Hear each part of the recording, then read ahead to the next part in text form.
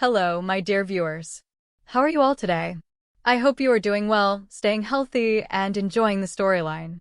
To everyone who is new here, please don't forget to like, share, and subscribe to my channel. If you enjoy my plots, do leave a comment and let me know what you think. Now, let's begin the story. So, let's start. There stood a grand white mansion, majestic and beautiful. Inside, servants were rushing around, busy with their duties. In one of the elegant rooms, a man stood before a mirror. In a grand white mansion, elegant and beautiful, servants rushed about, busy with their duties. Inside one of the rooms, a man stood before the mirror, adjusting his clothes. A servant placed shoes at his feet while another brought him a coat. As he dressed, his reflection looked nothing less than a king. This was Wangxian, the Mafia boss. As he stepped out, he asked, "Where is Yuvin?" One of the servants bowed and said, "Sir, the young master is still asleep." "All right," Wangji replied. Just then, a door creaked open. Wangji entered the room quietly. On the bed lay a small baby clutching a yellow Pikachu toy tightly, as if afraid that if anyone took it away, he would wake and cry. Wangji gently removed the pillow, lifted the toy, and at that moment, the baby's eyes fluttered open. "Good morning, Dad," little Yuvin said. Wangji smiled, brushing his son's hair. "Good morning, Yuvin. Happy birthday." "Happy birthday." "Oh, it's my birthday today? Thank you, Daddy." Yuvin beamed and climbed into his father's arms. "Now go and get ready," Wangji told him. "Daddy, what gift will you give me?" Yuvin looked at him with wide, innocent eyes. "I don't want toys. I want my whole family together, and I want a sweet mama." "Daddy, will you bring mama for me?" Wangji froze for a moment, then gently nodded. "I promise, Yuvin. I will bring you a mama." The boy kissed his father's cheek. "Thank you, Daddy." Wangji helped him to the bathroom, set toothpaste on his brush, and said, "I'll be waiting outside. Come quickly." After Wangji left, two maids came in to dress Yuvin, but he resisted. "I don't want them." Yuvin cried, pushing them away. When Wangji entered, he saw his son's eyes red with tears. "What happened, Yuvin?" "I don't want aunties to dress me. They touched me and made me feel bad. I only want you to help me." Hearing this, Wangji dismissed the maids immediately. He knelt down and helped his son dress. Yuvin pouted and said, "Daddy, today is my birthday. Shouldn't you dress me yourself instead of making me cry?" Wangji softened, hugged him, and said, "All right, birthday boy. I'll do it." Later, Wangji took Yuvin to his grandfather. As soon as the old man saw him, Yuvin jumped into his lap. "Grandpa, where's my birthday present?" Smiling, the old man handed him a cricket bat kit. "Here it is." Yuvin's eyes sparkled. "Wow! I'll play with it today evening." "No, tomorrow," his grandfather said. "Tonight, we are hosting a big party." Excited, Yuvin clapped his hands. After that, Wangji took him to the mall. Every toy Yuvin pointed at, Wangji bought without hesitation. But suddenly, Wangji received a phone call. He bent down and said, "Yuvin, stay in this section. Don't move. I'll be right back." But Yuvin, curious as always, wandered off while looking at toys. At the same time, Wing entered the toy section, searching for something. He picked up a small Pokemon toy, and Yuvin stared at him. Wing noticed and asked kindly, "Hey kid, do you want this toy?" Yuvin stayed silent, just watching him. Wing chuckled. "All right then, if you don't want it, I'll keep it." He turned away, but Yuvin's eyes filled with tears. Suddenly, he started crying loudly. Wing quickly returned and knelt beside him. "Hey, why are you crying? Do you want this toy? Take it." But Yuvin shook his head. "No, I'm not crying for toys. I'm crying for my daddy. He said he would come back soon, but he's not here. I don't know where I am. Please, please take me back to my daddy." Wing wiped his tears gently and said, "Don't cry, little one. I'll help you. Let me find your dad." The second toy went in search of him. Wing held a toy in his hand, a temple doll with long arms and legs. But as he returned, he saw a man holding the baby close, calming him down. Wing hadn't noticed Wangji yet. He simply said, "All right then, no problem," and still kept holding the little Pokemon toy in his hand. Meanwhile, Wangji soothed Yuvin and asked gently, "What happened, Yuvin?" The little boy sniffled and replied, "Daddy, I thought you had left me. I was so scared. I thought I had lost you." Wangji looked at him with concern and asked, "And this? Who gave this to you?" Yuvin shook his head and said softly, "It doesn't matter. I just like it." After that, Wangji paid the bill for all the toys and clothes Yuvin had picked. Outside, another car had arrived to take all the shopping back to the mansion. By evening, Yuvin was sent upstairs to his room while Wangji drove off alone to the hospital. That hospital belonged to the Lan family. As soon as Wangji entered, the doctor asked, "Are you sure, sir? Do you really want to take him back?" Wangji only nodded and walked straight into a private room. There, on a bed, lay a man, still, lifeless in appearance, lost in coma. "It's your daughter's birthday today," the doctor reminded him softly. "Would you like to wish her?" But the man in the bed did not respond. Sometimes he would wake, only to panic and scream, calling for someone unknown. The doctors had no choice but to sedate him again and again. After finishing the procedure, Wangji had the man placed in a wheelchair and prepared to take him back to the Lan mansion. By then, Uncle Kiran had decorated the entire house. Influential businessmen from all over the city had gathered for the party. Upstairs, Yuvin was getting ready in a beautiful white suit, styled carefully by professional attendants. When Wangji arrived, he asked, "Uncle, where is Yuvin?" Uncle Kiran replied, "He's upstairs." Wangji went to him at once. Yuvin looked like a little star in his crisp white suit. Wangji smiled and said, "Didn't you say you wanted a birthday present? Well, I'll give you one. You'll see your whole family today." With that, he took Yuvin downstairs. The lights dimmed, and a spotlight shone only on Yuvin as he slowly descended like a shining star. At the same time, another light revealed the man in the wheelchair. Holding Wangji's hand, Yuvin asked innocently, "Dad, who is he?" Kneeling down to his level, Wangji whispered, "Yuvin, go and take his blessings. Greet him." Yuvin bowed politely. "Hello, I'm Lan Yuvin. It's my birthday today." But the man in the wheelchair sat silently, head tilted to one side, showing no movement, no blinking, no gestures, nothing. Confused, Yuvin turned back. Wangji gently said, "Later, I'll tell you everything. For now, let's cut the cake." Soon, everyone gathered as Yuvin cut a large cake, surrounded by family, staff, and high-profile guests. Afterward, the child ran off happily to play with other kids while Wangji and Uncle Kiran mingled with businessmen, hiding the dark truth that Wangji was not only a powerful businessman but also the most feared mafia leader in China. Later, Yuvin grew sleepy, so Wangji carried him upstairs. Tucking him into bed, Wangji softly said, "Yuvin, this man, he is your real father."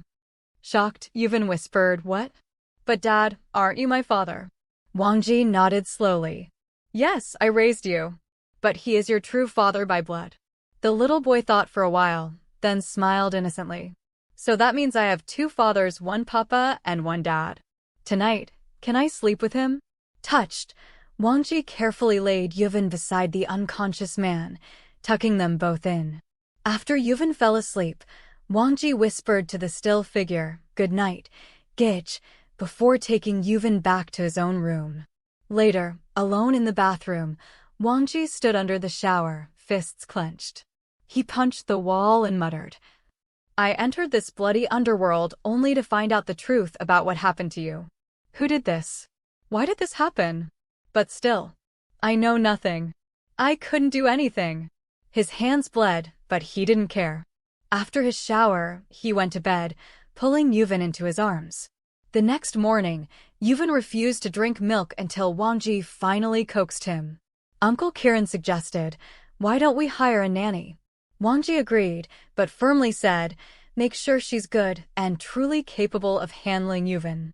Meanwhile, in a restaurant across the city, a young intern lawyer protested loudly, "What? You want me to go undercover as a nanny in a mafia's house? That's insane." His mentor silenced him. "Stop overreacting. If you don't do this, you'll be disqualified in 3 months."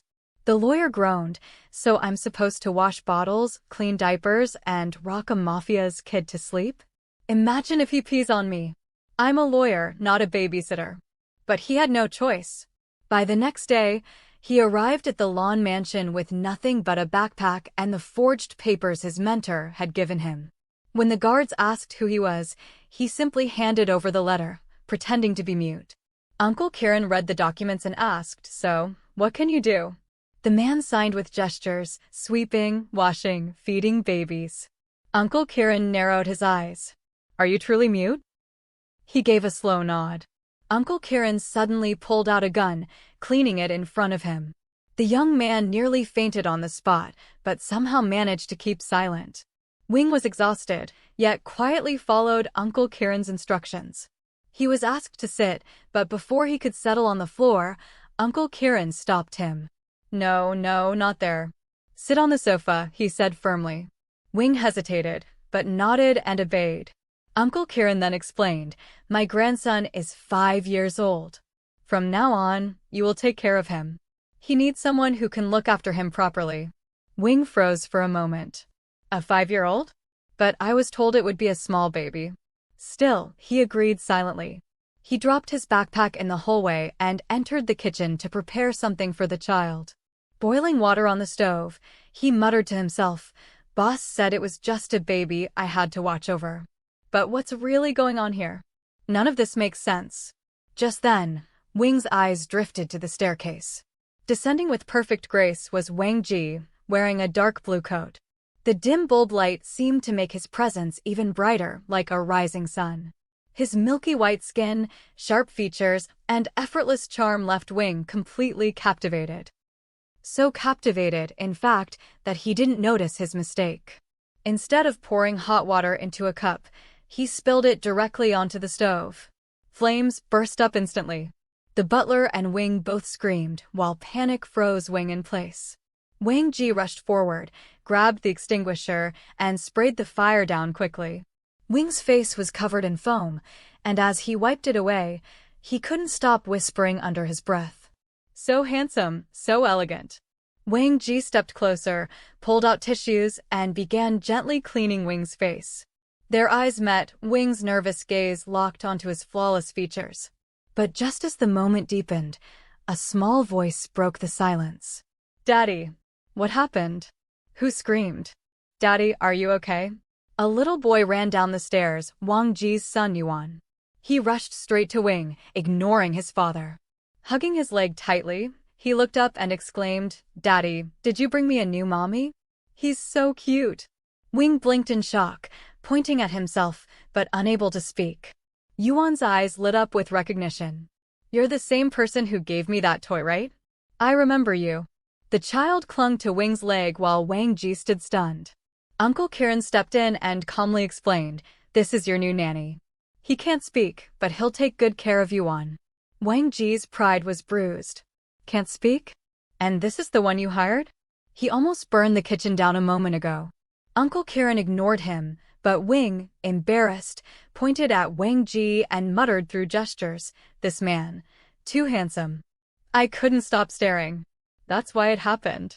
Uncle Kieran translated Wing's words out loud, leaving Wang Ji speechless. Yuan, however, beamed proudly. "Yes, my daddy is very handsome. That's why I'm keeping both of you here. You're not allowed to leave." Wing picked up the boy, silently agreeing to care for him. But just as he was about to head upstairs, Wang Ji stopped him. "If you're already here," Wang Ji said coldly, "make me a coffee." Wing's jaw tightened. "Do I look like your servant? I'm a lawyer, not someone to wash clothes or make coffee." But for the sake of the child, he nodded, went back to the kitchen, and quickly prepared the coffee. Later, Wing helped Yuan with brushing, bathing, and dressing. Surprisingly, the playful child, who usually rejected every nanny, listened to him quietly. From the doorway, Wang Ji observed carefully, murmuring, "Strange. He never behaved like this with anyone else." He immediately called his secretary. "Find out everything about this man. I want a full report." The study room was dimly lit, the silence so heavy that even the ticking clock felt loud. Wang Ji stood tall, his sharp eyes fixed on Wing. Wing's hands trembled slightly as he avoided eye contact. He knew he had been caught sneaking into the mansion, but his lips stayed sealed. "Speak," Wang Ji's deep voice cut through the silence. "Who sent you here?" Wing shook his head, refusing to answer. His throat was dry, but his pride wouldn't let him beg or explain. Wang Ji's patience snapped. He slammed his palm against the table, making Wing flinch. Then, with slow, deliberate steps, he circled Wing like a predator eyeing its prey. "You think you can just walk in here and keep quiet?" Wang Ji muttered coldly. His hand suddenly gripped Wing's collar, pulling him close. Their eyes locked, one burning with fury, the other wide with fear. Wing struggled to breathe. His heart pounded so loud it drowned out everything else. "Last chance," Wang Ji warned, pressing him harder against the chair. "Tell me the truth, or I'll make sure you regret your silence." Wing's lips trembled. He wanted to scream, but no words came. His body shook under Wang Ji's grip. "Say it," Wang Ji roared, shaking him violently. And then, after what felt like an eternity, Wing finally broke. His voice cracked, raw and desperate. I can speak." The confession hung in the air like a thunderclap. For the first time, Wang Ji's eyes widened in shock. He released his grip slowly, his mind racing at what he had just heard. Wing sat frozen, breathing heavily, his secret no longer hidden. The room was silent again, except now, nothing would ever be the same. And then he smiles. After that, as he is about to leave, he suddenly changes his mind and walks into Yuven's room. Wang Ji is not there, which makes Wing a little nervous. He goes looking for him and finally enters his room. There, he sees Wing changing his clothes. Wing had come downstairs to sleep, and at that moment, he was taking off his shirt to put on a t-shirt. Just as Wing turns around, he suddenly spots Wang Ji watching him. Shocked, Wing screams loudly. Wang Ji is stunned for a moment, but then realizes Wing can speak. He quickly approaches him and says, "You can talk? I heard you scream just now." Wing tries to deny it, but Wang Ji says firmly, "No, you weren't silent. You screamed like a normal person who was scared." Wing nervously replies, yes." Wang Ji stares at him and says, "I wasn't supposed to see this. But if you're lying to me, I won't hesitate to kill you." Wing doesn't say anything further, just stands there quietly. For some reason, Wang Ji feels strangely drawn to Wing, but he turns away and leaves the room. After Wang Ji is gone, Wing throws himself on the bed, rolling around in panic. "Oh God. What should I do? What have I gotten myself into?" he mutters restlessly. Suddenly, his phone rings. Wing answers, "Hello." A voice from the other side asks, "So? Did you find anything useful? Any sign of what we're looking for?" Wing replies nervously, "No, nothing yet. But tomorrow, I'll search his room again." He hangs up quickly. Meanwhile, Wang Ji is also restless. He keeps remembering how Wing screamed. It sounded so real, like someone screaming out of fear. Wang Ji tries to sleep, but he can't. Finally, he walks into Yuven's room, pulls him gently into his arms, and falls asleep beside him. The next morning, after breakfast, Wang Ji leaves for work. Yuven goes to school, and since Wing had now returned, he was given the responsibility of dropping Yuven to school. It was his first day doing so. After introducing Yuven to a few children, Wing leaves him at school and comes back. The house is now almost empty, only the servants and Wing are there. Uncle had gone out for a meeting. Wing does some household chores with the servants, but soon he sneaks upstairs. Pretending to clean Yuven's room, he locks Wang Ji's room instead and begins searching through everything carefully, making sure to put things back in order so no one would notice. He checks every corner but finds nothing. Frustrated, he slams his hand on the desk and mutters, "Where should I look? What exactly am I supposed to find?" Just then, as he turns around, Wang Ji is standing at the door. His eyes are filled with anger and suspicion, and in his hand, he's holding a revolver. Wing freezes in fear, speechless. Wang Ji storms toward him, grabs him by the collar, presses the gun against his temple, and says coldly, "So, you can speak, right?" Wing swallows hard and admits, "Yes, I can." Wang Ji is about to pull the trigger when Wing blurts out, I was only pretending to be mute because I came here to kill you. And I came to take the baby with me because the baby is ours. Wang Ji stares at him in shock. What did you just say? Wing says desperately, the baby is mine, my brother's child. I came to take him back. Wang Ji, completely stunned, releases him for a moment. What do you mean? Are you saying you're Gag's boyfriend? Wing shakes his head. No, but the baby belongs to my brother, Aching. When the baby was born, a woman took him away. That baby is Yevon. My brother has been in a coma for 5 years. He can't speak, can't move, just lies there. I came here to take his child back, hoping Yevon's voice might bring him back to life. Wang Ji's grip tightens. After a long silence, he drags Wing into the next room. There, lying unconscious on the bed, is Gag. Wang Ji pushes Wing inside and says, this is Gag. And Yevon, he is Gag's son. When Yevon was only a month old, I found him after an accident. I don't know what happened that day, but I've been raising him ever since. Wing stares in disbelief. So Yevon really belongs to my brother. Wang Ji nods firmly. Yes. And if you truly want to help your brother, then bring him here. Just as he says this, the mansion suddenly echoes with the sound of gunshots outside. Rivals had attacked the house. Wang Ji quickly pushes Wing into a cupboard and locks it. Don't come out until I return, he orders. Wing protests, what about Yevon? Yevon is at school. He's safe, Wang Ji replies before rushing downstairs with his gun. The mansion is under heavy fire. For 15 minutes, chaos fills the air. When the gunshots finally fade, silence takes over. Wing, trembling with fear, slowly unlocks the cupboard. But when he steps into the room, he sees dead bodies scattered everywhere. 2 days passed. Wing, starving and dehydrated, was still locked in the trunk. His phone kept ringing, but his hands were tied, leaving him helpless. Finally, when Wang Ji recovered enough strength, he demanded, where is Wing? Pasa answered proudly, don't worry, boss. I've dealt with him. He's in the car trunk, waiting for your orders. Wang Ji's expression darkened. Without warning, he punched Pasa hard. Who gave you permission to treat him like that? Bring him here, now. Reluctantly, Pasa dragged Wing inside.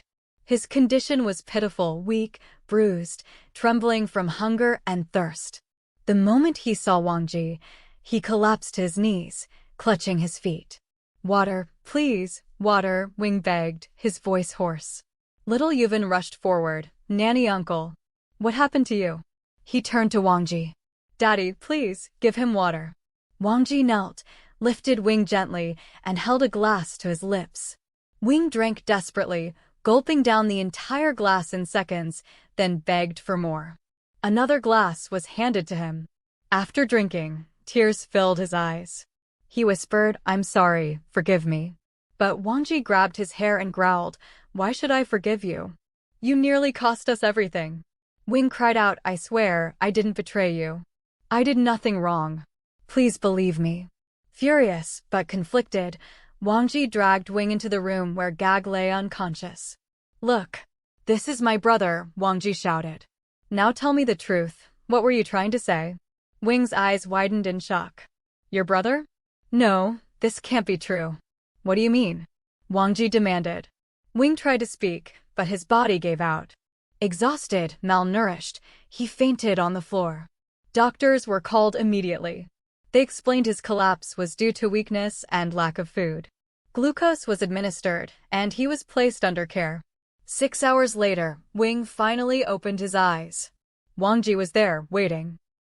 Now, Wang Ji said sternly, tell me what you were saying earlier. The truth. Weakly, Wing whispered, find Shisha, please find Shisha. And with that, he drifted back into unconsciousness. Yes, I know him, Wing admitted softly. Uncle Kiran frowned. How do you know? Wing's voice trembled. I'll explain later, but please, find him. I need to see my brother. Take me to him. Your brother? Where is he? Wang Ji asked sternly. At my apartment, Wing replied. Without wasting time, Wang Ji ordered the men to bring Wing along. Soon, they reached Wing's apartment. There, under the care of a hired nurse, lay Jiang Jing, weak and pale, his condition strikingly similar to Sichen's. Shocked, Wang Ji immediately arranged for both patients, along with the nurse and doctors, to be shifted to the White Mansion. Within an hour, everything was transferred safely. But danger was waiting for them. The convoy of cars rolled through the dark road, bodyguards in front, doctors and patients in the middle van, and Wang Ji with Wing right behind them. Suddenly, a powerful explosion shook the night. The first car, filled with guards, was blown into flames. Gunfire erupted from every side. Ambush, someone shouted. Bullets rained down. Chaos spread instantly. Wing panicked, shouting, "My brother! My brother is inside that van." He tried to break free. "Stay down," Wang Ji snapped, grabbing him. But Wing struggled desperately. "Let me go. I said, let me go." He shoved the car door open and bolted toward the van. Wang Ji cursed under his breath, but had no choice. He followed, covering Wing with fire. Suyong, Pasa, and others moved in to shield them, returning fire as bullets sparked against their vests. They reached the van and yanked the doors open, only to find it empty. Wing's face went pale. "No. Where is Jing? Where is my brother? Calm down," Wang Ji barked, slapping him hard to snap him out of panic. He dragged Wing back toward the car. "We're leaving. Now." Meanwhile, Shisha, hidden on the ridge above, lowered her weapon, signaling her men to retreat. Only 2 cars from the convoy survived the ambush, carrying Wang Ji, Wing, and a few guards to safety. Inside the car, Wing shook with rage and grief. "You monsters, you ruined our lives. You and your brother are nothing but butchers. You don't deserve to be called human. I'll never forgive you. I'll make sure you rot in prison." His words poured out like venom. "Shut up," Wang Ji snapped, gripping his arm tightly. But Wing wouldn't stop. His voice broke with anger. "I'll never forgive you. Never." Something stirred in Wang Ji. He had always felt an unsettling pull toward Wing, and in this heated moment, he acted without thinking. He seized Wing's wrists, leaned closer, and pressed his lips against his. Wing froze, shocked. His cries stopped instantly. Wang Ji pulled back slightly, glaring into his eyes. "I told you to calm down. Now, breathe." But Wing trembled, his voice cracking. "Where is my brother? Tell me." Wang Ji didn't answer. Instead, he leaned forward again, but this time Wing turned his head away in defiance. Wang Ji's jaw tightened. "If I tell you where he is, will you kiss me willingly?" Wing stared at him, horrified. "So that's what you want? My body in exchange for the truth? You really are no better than a criminal." His voice shook, but then he whispered, "Fine. Take it. Take whatever you want, just tell me where my brother is." A flicker of something unreadable crossed Wang Ji's eyes. He brushed his thumb across Wing's lips, but then stepped back. "I do want you, but not like this." The car soon reached the mansion. As they entered, Wing saw a stretcher being carried inside. On it lay Jiang Jing, weak but alive, the nurse still tending to him. Relief flooded Wing's heart, and tears streamed down his face. "He's safe." He turned to Wang Ji, wiping his tears. "Thank you, Anne. I'm sorry for shouting earlier." Wang Ji gave a faint smirk. "You're dramatic, that's all. No need to apologize." Doctors rushed to stabilize Jiang Jing's condition with machines and medication. Uncle Kiran, anxious, demanded answers. "Wang Ji, what's happening here?" he asked. Wang Ji glanced at him seriously. "Uncle. Yuvin." "Upstairs," Kiran replied. He signaled Han to fetch him. Soon, the little boy came running into the room. "Daddy. I missed you so much," he cried, hugging Wang Ji, then turned to Wing. "Uncle. I missed you too." Without hesitation, he leapt into Wing's arms. "Will you make cookies for me?" Wing smiled through his tears. "Of course, Baba. I'll make them for you." Kiran studied the scene carefully. Wang Ji then revealed the truth. "Uncle, there's something you should know. Wing can speak, he isn't mute. And Sichen's partner wasn't a woman. It was a man. And this child," he looked at Yuvin. "He isn't Shisha's. He belongs to Wing." Gasps filled the room. Wing lowered his eyes, holding Yuvin close. "It's true. And I never wanted to deceive anyone. But I came here with a mission. I was sent as a spy to kill Wangji. I wanted to take the child and the proof away. If you want to punish me, then do it now." The room fell silent. Everyone stared in shock. Wangji's fury exploded. Without a word, he grabbed Wing by the arm and dragged him into his private room. Everyone outside feared the worst, whispering, "He's going to torture him. He'll kill him." Inside, Wangji threw Wing onto the bed, unbuckled his belt, and snapped it between his hands. His voice thundered with rage. "You came here to kill me? To betray me?" "Yes, Wangji, it's true. I came here to kill you," Wing confessed, his voice breaking. "What else could I do? I thought it was because of you that my brother ended up in this miserable state. You abandoned him, lived happily with your so-called wife, so I wanted to take that wife away from you. Nothing more. I was wrong. I was blinded." Wangji's eyes darkened. "So you admit it?" In a sudden burst of rage, he kicked Wing hard, his voice echoing. "But you didn't know he was your brother, did you?" Wing winced, trembling. "No, I didn't know. Not until now." Wangji gritted his teeth, pacing furiously. Then he stormed back, gripping Wing's face with both hands. "And what about me? What do you plan to do with me?" Wing was stunned. What do you mean?" "I mean this," Wangji snapped. "When I look at you, something stirs inside me. But you broke my trust. Tell me, what do I do with that?" Tears welled in Wing's eyes. "Please forgive me. Now that I know all this happened because of Shisha's schemes." But before he could finish, a phone rang. Wangji shoved the device toward him. "Answer it." Wing hesitated, then picked it up. "Hello." A chilling voice hissed on the other side. "If you want to save your boss, do exactly as I say." Wing froze. "Ching Wenching? Is that you?" The cruel laughter confirmed it. "Did you really think you could outsmart me? If you had brought the baby here, I would have killed your brother and that child, just as I killed Siken. Now I'll simply finish all of you together. How sad." A gunshot rang out through the speaker. "Wenching! Wenching!" Wing shouted desperately, but there was no reply. Panic surged through him. He bolted for the door, but Wangji grabbed him, pulling him into a fierce embrace. "Calm down, Wing," Wangji ordered. But Wing struck him, screaming, "She killed Wenching. Wenching was helping me. She was innocent. What do I do now? Tell me." Wangji saw no way to control his hysteria. Without warning, he silenced Wing the only way he could, capturing his lips in a sudden, fierce kiss. Wing's sobs faltered. His trembling slowly stilled. His tears ran, but his breathing steadied. Wangji pulled back, his voice hoarse. "This is wrong. I know it. But listen to me. Earlier I told you to pay attention to my words. I feel something for you, Wing. But you deceived me, you lied." Wing shook his head. "I was blinded by a misunderstanding. If you want to kill me, then kill me now." He snatched the revolver from Wangji's pocket, pressing it into his hand. "Do it. End me. But at least take me to her, please. I need to know what Shisha has done." Wangji's eyes narrowed. "Do you like her? Tell me the truth." "No," Wing cried. "She was just my boss. She only helped me so I could take Yuvin away from here. Nothing else." Wangji's face hardened. "So not only did you betray me, you tried to take my child away too. For that, you'll be punished." He bound Wing to a chair, gagged him, and stormed out of the room with silent tears burning in his eyes. Outside, Uncle Kiran, Pasa, and Han looked worried. "What happened, sir?" Uncle asked. "Get the car. We're going to the law firm." "Now," Wangji snapped.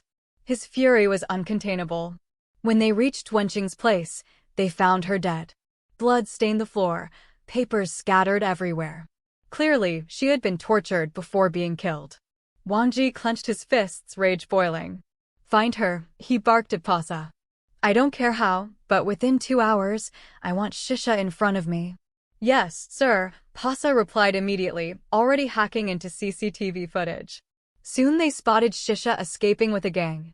But by the time they traced her, she had vanished without a trace. Frustrated, Wangji roared, "I will not let her go. Never." Just then, a call came from the mansion. "Sir, Jiang Jing is showing signs of waking up." Wang Ji returned at once. In the room, little Yuvin was holding Jiang Jing's hand, crying softly, "Mama, please wake up. Mama." Slowly, Jiang Jing's eyes fluttered open. Confused, he whispered, "Where am I?" "You're safe here," Uncle Kiran reassured him. Yuvin immediately cried out, "Mama." Jiang Jing looked shocked. "Why are you calling me Mama?" Yuvin explained innocently, "Uncle Wing told me you're my mama. And Nanny said the same. So I'm calling you that." Jiang Jing blinked in disbelief, then asked, "Where is Wing?" At that moment, Wang Ji entered. His voice was cold. "So, you are really my brother's partner. And Yuvin's mother." Wing's heart was still racing from the chaos. He had spent 2 days locked in the trunk, his body weak and bruised. When Wang Ji finally ordered Pasa to bring him out, Wing collapsed at his feet, trembling. His lips were dry, his voice hoarse. "Water. Please, just water." Little Yuvin ran forward. "Daddy, please help him. Nanny uncle is suffering." Wang Ji, torn between anger and concern, lifted Wing gently and gave him water. Wing drank desperately, tears rolling down his cheeks. But the moment he could speak, Wang Ji's fury returned. He grabbed Wing by the collar and pushed him against the wall. "Tell me the truth. Were you with them? Did you betray me?" Wing's voice cracked. "No. I swear on my life. I did nothing against you. I would never harm you or the family." His eyes shone with sincerity, yet fear too. Wang Ji slammed his fist against the wall beside Wing's head. The room shook. "Then why were you hiding things from me? Why were you protecting Gag?" Wing's lips trembled. He wanted to speak, to explain, but his body was too weak. He collapsed again, whispering only one word before losing consciousness. "Shisha." The doctors rushed in and treated him. Hours later, when Wing opened his eyes, Wang Ji was still there, sitting by his side. The rage in his eyes had softened, replaced with confusion and unspoken concern. "Why did you risk yourself?" Wang Ji asked quietly. "Why save me if you were hiding something?" Wing stared at him, his hand trembling as he reached for Wang Ji's sleeve. "Because I can't lose you. Even if you don't trust me, even if you hate me, I'd rather take the bullets myself than watch you fall." For the first time in days, Wang Ji's expression broke. The cold mask slipped away, revealing a storm of emotions. He grabbed Wing by the shoulders, pulling him closer, his voice low and intense. "You're driving me insane, Wing. If you've lied to me, I'll never forgive you. But if you're telling the truth, then I can't let you go." The air between them grew heavy, thick with tension, anger, desperation, and something deeper neither of them dared to name. In a grand white mansion, servants rushed around while tension filled the air. Wang Ji stood firmly, glaring at Wing. "Can you even handle this?" Wing challenged, his voice sharp. "I won't let go, no matter how hard it gets," Wang Ji snapped back. "Who would ever want to let go?" Wing smirked. The room buzzed with their heated argument. "Let's fight it out," Wing shouted. "Both of you, calm down," someone interfered. "This looks like a married couple's fight already." "Shut up," Wang Ji barked. The two charged at each other. "I swear, I could take you down fast," Wing yelled. "You think you're stronger than me? Try me," Wang Ji countered. They bickered and exchanged blows, the clash more comic than serious. "Why do you always hit me?" Wing whined. "Because I love chopping carrots and radishes." Wang Ji shot back, dodging a strike. "Ouch, that hurts." Wing stumbled. "Enough," came the command. "Calm down now." Little Yuvin peeked in nervously. "Mom, stop Dad," he promised. Finally, both men backed away, though not without one last warning. "Next time, I'll see you at night, wildcat," Wing muttered. Shifting the focus, Wang Ji's expression hardened. "We still have an unfinished case. We need to act fast." "How will we find it?" Wing asked. "I'll hack into their system," Wang Ji replied. "Check the security cameras. Open every feed." Days passed in search until finally, a breakthrough appeared. This was the location of the attack, Wang Ji pointed. They were called in by Toki's group, another added. "So, the Nahan and Wonhan groups are involved," Wing concluded. "But Nahan is in Turkey for a conference. We can't strike there. Then we'll go after the Wanghan group, Wang Ji decided firmly. That night, Wang Ji's men planted devices around the enemy's building. A few hours later, chaos erupted. Sir, the jewelry shops and malls are on fire, someone reported in panic. The warehouse too. Stocks are crashing, another voice cried. Nahan's furious voice rang out over the phone. In just 2 minutes of talking to me, you've caused losses of 700 million. This is only the beginning, Wang Ji replied coldly. Meanwhile, Cisa's soft voice came through a hidden line. Darling, I'm here. Has the party ended? Let's finish what we started years ago, she added. Wang Ji answered quietly, I trust you, not just for your skills, but because you're my life. But things took a darker turn. At Lane Mansion, security grew tighter. Yuvin went to school, but Cisa watched from the shadows. This child is still alive, she whispered. I thought he was gone. Soon after, Yuvin vanished. Panic spread. Wang Ji's phone rang and Cisa's cold voice cut through. Bring your brother here if you want everything to end. Otherwise, no one can stop me. Wang Ji clenched his teeth. Stay alert. I'll strike so hard you won't even recognize yourself. Tracing the call, he and his team stormed the location. The gang was there, but Yuvin was missing. Sichin and the others joined, preparing for the final rescue, as Cisa's watchful eyes followed their every move. Cisa looked at the child and laughed coldly. Oh dear, in this condition, who saved this child? She asked mockingly. Then she began telling a story. There was a car driving far away. I planted an explosion and destroyed it. I thought no one survived, but when I looked, one body was missing. Season had hidden the baby behind a stone, wrapped in cloth. The newborn didn't even cry, just slept silently. Meanwhile, Ziding pushed the nurse and doctor into the valley. I thought everyone had died, but you survived. How? It doesn't matter. Now your fate is sealed. Yuvin was tied with ropes above. Suddenly, the rope snapped, and the little boy fell. At just 5 years old, he could have lost his life. Wang Ji shouted in panic. Cisa, stop this madness. She smirked. Why do you call me Cisa? My name is Sha. Furious, Wang Ji pulled out his gun and opened fire. Sha retaliated, shooting at Sichin. She laughed with cruel delight until Wang Ji struck her legs and tied her hands. Hold her tight, he commanded. Just then, it was revealed that the man sitting on the chair, disguised, was none other than Pasa. Removing his mask, he said with a grin, well, that was fun. Sha was dragged outside. Seeing her captured, all her men stepped back in fear. They locked her in a cage and took her to a warehouse. There, her mouth was covered with a sack, and a rat was thrown inside. Sha screamed and cried, but no one showed mercy. 2 women were brought in, who beat her mercilessly. Then Wang Ji said coldly, put her inside the container with insects. I want to hear her screams. She hurt my brother, made a child suffer, now it's her turn. Wing, this recording will be for you. Meanwhile, Wing and Zhang Qing set off on another mission. They had discovered the location of Wan Han's villa. I need to finish him, Zhang Qing said. He started all of this. The two sneaked into the villa. Guards and a few companions of Wan Han were present. They knocked out the waiters, changed clothes, and entered. Mixing sleeping powder into his drink, they waited until Wan Han fell unconscious. Slowly, they dragged him into the hallway, then outside. Sir is calling you upstairs, they told the guards, sending them away. Quickly, they stuffed Wan Han into a car and escaped under gunfire. Back at the mansion, people grew restless. Where is Wing? Where is Zhang Qing?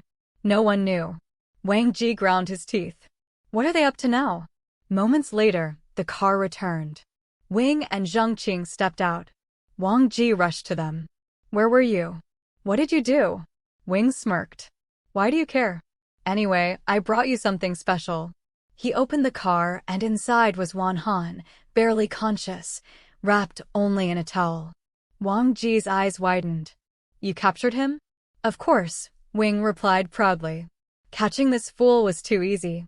He caused all of this, so I'll finish him myself. Pasa intervened. Leave him to me. I have a surprise waiting. He dragged Wanhan towards the backyard, while Wing laughed and jumped excitedly. Wang Ji shook his head. You're always too restless. Come with me, he said, lifting Wing over his shoulder and carrying him into the bedroom. Everyone else knew exactly what was happening. Brother said this in the morning. We don't need to interfere, they murmured, leaving the scene. Let me go. Leave me, you rascal. Wing shouted. Wang Ji smirked. Stop moving. I've brought a surprise for you. After this, you'll have to say yes. Wing frowned. What surprise? Tell me. First promise me you'll say yes, Wang Ji teased. No. First I'll hear it, Wing argued. Wang Ji took out his phone and played a recording. From it, Shasha's terrified screams echoed. Wing's face turned pale. What is this? You want to see the video too? Wang Ji asked slyly, pressing play again. Wing quickly ran to the washroom, nauseous. Wang Ji laughed. Now say yes. Wing glared at him. You're unbelievable. What? I brought Wanhan for you. Isn't that enough proof of how serious I am? At that moment, Yuvin came running. He jumped into Wing's lap. Mommy, don't worry. Daddy saved us. We're fine now, though that bad Oni scared us. Wing hugged Yuvin tightly. It's okay. You're safe now. Wang Ji walked closer. So? Will you say yes now? Wing shook his head firmly. No. Absolutely not. Wang Ji bent down and whispered something in Yuvin's ear. Yuvin looked up innocently and said, Please, Mommy. Just say yes. Then you'll be my mommy nanny forever, and I can call you both Mommy and Nanny. That'll be so nice. Wing's eyes softened, but he still muttered, God sake, I won't say yes. Just then, Zhang Qing said, I'll take Yuvin upstairs to rest, and left. One by one, everyone else quietly slipped away. Only Wang Ji and Wing remained. I've got work in the kitchen, Wing tried to escape. But Wang Ji grabbed his hand. Hey, I told you already. You must say yes. Wing snapped, What is this, forcing me? Yes, it is forcing. And you'll have to agree, Wang Ji insisted. Wing struggled. I won't. You will, Wang Ji said firmly, lifting Wing in his arms and throwing him into the swimming pool. He jumped in after him, splashing water everywhere. Now say yes. Wang Ji demanded. No. Wing shouted back. Wang Ji began tickling him. Both laughed, splashing water on each other. Wing, Wang Ji said softly, I admit, I'm a mafia boss. But I feel something strong for you. I don't want to let you go. Yuvin is happy with you. And when Sichin recovers, I want us to be a complete family. He placed his hand gently on Wing's stomach. And one day, you could give birth to a child too. Why shouldn't I choose you? Wing looked at him in shock. But I came here to end you. Everyone rushed upstairs, Zhang Qing, Yuvin, and the others. Yuvin giggled, clapping his hands. Daddy and Mommy can't be together without some chaos. Wang Ji waved everyone away angrily. Out! Don't just stand there staring. Soon, the room was empty again. Wing struggled. Let me go. No way, Wang Ji whispered. If I move, this towel will slip. Better you stay quiet. Wing groaned. I'll never say yes. Wang Ji smirked. We'll see. One day, I'll make you say it. Uncle looked around the table during breakfast. Where are those two? Why are they not coming down? Zhang Qing smirked knowingly. Uncle, you already understand. Uncle sighed and shook his head. Later that morning, both Wang Ji and Wing finally appeared. Wang Ji was smiling while Wing was clearly annoyed. Wing muttered under his breath, You always take advantage of me. Wang Ji laughed. And yet, you still look so beautiful when you're angry. Wing glared. Stop teasing me. Tell me honestly, what happened to Wanhan? Wang Ji smirked. Didn't I say? A surprise. You'll know soon enough. Wing rolled his eyes. You're impossible. That evening, Wang Ji stood up in the hall with everyone gathered. I want to make an announcement, he said firmly. I've decided I will marry Wing. Uncle raised his eyebrows. You've already done everything without marriage. What difference will it make now? Wang Ji answered seriously, marriage makes everything real. I want him to be my family officially. Little Yuan clapped his hands. Yes! Mommy Nanny, you have to marry Daddy. Wing blushed. Stop calling me that. Everyone laughed. 2 days later, the house was decorated. The wedding day had arrived. Zhongqing helped Wing get ready, tears in his eyes. Don't cry, Wing said softly. I'm fine. Zhongqing smiled faintly. You'll be happy. I know it. Meanwhile, Yuan ran into the room. Are you ready, Mommy Nanny? Wing ruffled his hair. Yes, I'm ready. When they walked outside, Xiqing sat in a wheelchair, Wang Ji standing beside him. Look, Gega, Wang Ji whispered to Xiqing, your bride is coming. Are you happy? For the first time, Xiqing blinked and moved his hand slightly. Uncle gasped. This is a good sign. Zhongqing stepped forward, tears in his eyes. Forgive me, Xiqing. I caused your pain. Please forgive me. Xiqing blinked again, as if to say yes. And so, 2 couples stood together, Wang Ji with Wing and Zhongqing with Xiqing. Rings were exchanged, vows were spoken, and the hall filled with joy. Yuan beamed brightly. Finally. Now I have Daddy, Mommy Nanny, Papa, and Mummy. Our family is complete. Uncle chuckled. Not yet. You still need a little brother. Yuan's eyes widened. Really? Then I want a brother soon. Everyone laughed warmly. That night, when Wing entered the room, Wang Ji smiled mysteriously. I promised you a surprise, Wang Ji said, uncovering a tray. Wing's eyes widened. Is this? Yes, Wang Ji said calmly. I told you. If you said yes to marrying me, I'd keep my promise. You're safe now. Wing was stunned, but before he could speak, Wang Ji held his hands. Now, there's only one promise left, Wang Ji whispered. Be with me forever. Wing's face softened. I already am. Wang Ji pulled him close, smiling. Good. Because from now on, you're not just Wing. You're my family. My partner. My everything. And with that, their story of struggle, laughter, and love reached a new beginning. This is where today's story ends. I hope you liked it. If you did, please don't forget to like, share, and subscribe to my channel. Thank you so much for listening to this story. We will meet again in the next story.